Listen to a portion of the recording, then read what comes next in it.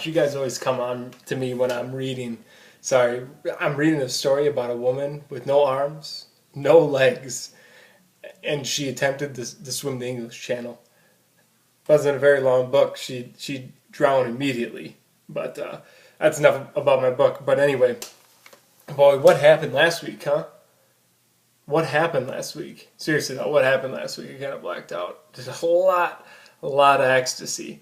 Like my doctor's like, hey, here's some ecstasy, but don't do it all. You know me, and don't listen to doctors.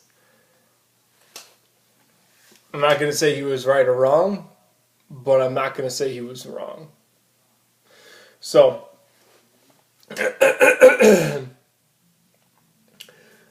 so what I'm trying to say here is that baseball's fun. And let's talk a little bit about what happened last week. We'll start with game of the week. We'll start about the black and blue division. And what happened in the black and blue division? Oh, it doesn't matter because we pretty much tied.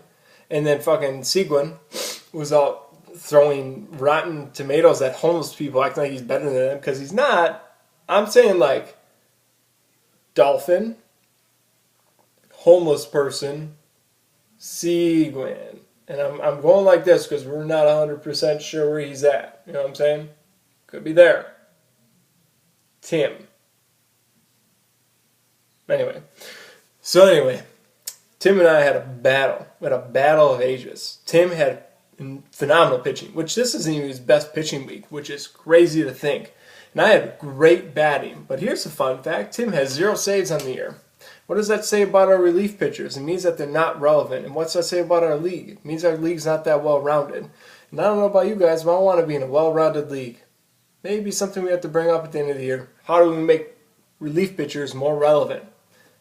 Do we add holds? Fuck no, we don't add holds. That's stupid. You don't go to a Hall of Fame for having a bunch of fucking holds. Whoever says that to me again, swear to God, I'll send you a very angry letter. But anyway, so Tim and I played. I beat Tim. Not really a big deal. So then we got Firkins, and then we got Todd. And Todd's a fucking mountain man and has sex with goats and then masturbates to videos of elephants' assholes getting eaten out by hyenas. So fuck you, Todd, and you deserve this 110%. Getting your ass handed to you by Firkins 11-0. Whew, a lot of built-up anger there. But what I did do for Firkins, keep an eye on your front step, buddy, because, hold on, I gotta find it. I ordered you this shirt. It's a bird shirt. It's very similar to one of the ones I have because you won, and you won big. And I also want people to know that 11-0 win is only the third one to happen in 755 Club history. My favorite bird is the yellow one. So, good job, Firkins. I actually applaud you because Todd openly admitted to me that he doesn't watch these videos, so now I don't give a fuck. Because I'm just going to talk as much shit about Todd as I can, and I hope one day he watches it. Because then what's going to happen? Nothing. Because Todd's a bitch. He got beat 11-0 only for the third time. Mind you, including playoffs, there's like 30 weeks in one season. We've been doing this for 4 years. This is our 4th year. We have one unrecorded year, which technically doesn't count, so really, Dave's trophy doesn't count. Sorry, Dave. But 4 years, and it's only happened 3 times. That's less than 3%. It's nuts. Todd, fuck you.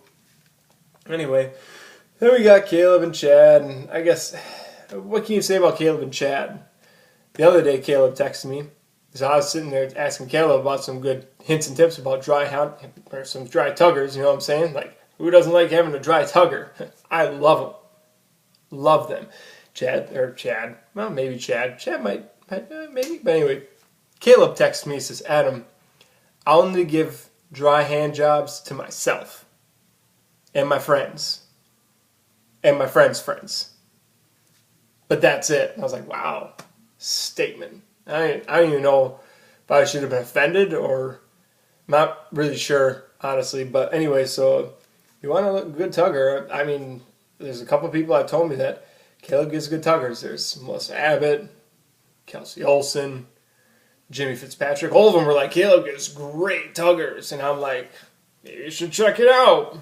Don't know. I'm never going to know, which is kind of disappointing.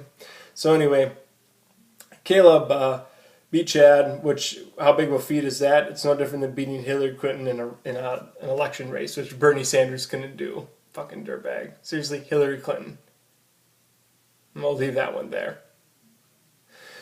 So then we got Travis and Mason, a battle of the Ricky Henderson division. I also want to point out that anybody in the Hank Aaron division would be winning any other division. So Dave, Tim, and I are balling out, while the rest of y'all sitting there dreaming about, I don't know, what do kids dream about these days, right? Travis did text me. He said, Adam, my therapist has really been working because this time in my dream, the spider got caught in my web. Yeah, good for you, Travis. I would applaud you, but I'm looking at stuff. So anyway, so Mason got beat by Travis. And if you guys have a little bit of time, because let's be honest, you guys don't do anything with your time, go and look at this matchup. It's pathetic. Nobody should have won. Nobody should have won. When you have a combined 13 home runs and a combined 71 RBIs and an average of like 258, nobody really wins. But anyway, since it is fantasy, we have to label somebody a winner, and Travis happens to be the individual that lucked out this week. So then we got Dave, who literally piss-pounded Seguin. You want to know the difference between Tim Tebow and Jeremy Lin? Is that Jeremy Lin actually might have been a good quarterback. Right? Did I get it? Anyway, so Seguin, though, I don't really know what to say about you, bud. I mean, you got Ben Zobrist, Ben Zobrist literally 15 RBIs in 1 week. Wow, that's crazy. But you still lost. Big. Dave is actually got a stunner offense. That's huge to put 62 RBIs against him. But Seguin got wrecked by Dave. It's just what the Hank Aaron division does. We just wreck people.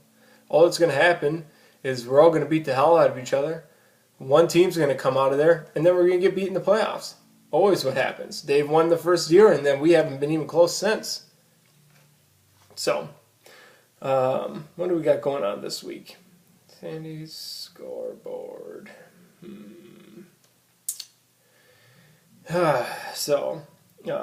What do we got going on this week? So I know that I've picked Firkins for Game of the Week because Firkins literally shoved his dick so far up Todd's ass, he's still got cum coming out of his nose. That's gross, but it's happening. So that's Game of the Week. And then, so I'm thinking Dave will beat the shit out of Todd, even though Todd's off to a hot start, actually. Dave's off to an awful start. Uh-oh, Dave. Dave gonna get beat by a little Asian? Ooh, don't know. Probably not, because Todd's a dirtbag. Then Seguin and Mason, can I sit here and really say I'm excited to talk about that? Firkins and Caleb, Travis and Tim. If Tim, oh wow, look at Tim's pitching, finally getting rocked. He got a 70 ERA, buddy. And then me and Chad, which I can't even sit up. Oh, look at that, my ERA just went up by 3. Cool, that was neat. But anyway, how you going?